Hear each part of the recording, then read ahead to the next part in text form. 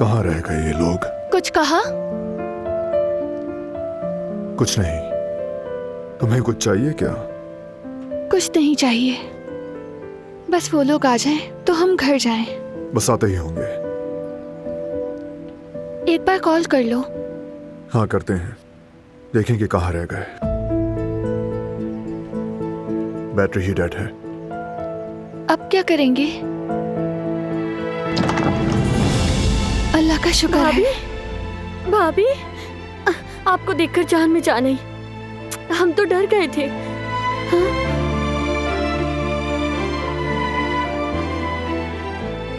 माफी चाहती हूँ मैं सबसे। अरे ऐसा तो मत कहें, आपका सही सलामत होना ही काफी है हमारे लिए। ठीक तो है ना आप?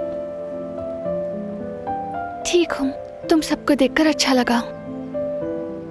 हमें भी तुम्हें देखकर खुशी हुई दिलान। भाभी, मैं आपके लिए कपड़े लेकर आई थी, अगर बदलना चाहे तो मैं मदद करती हूँ। हाँ, तुमने अच्छा किया गुल, मेरी हालत तो देखो।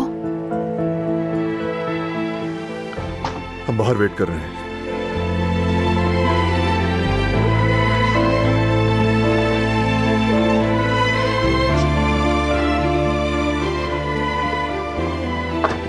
चलिए अब आप कपड़े बदल लें।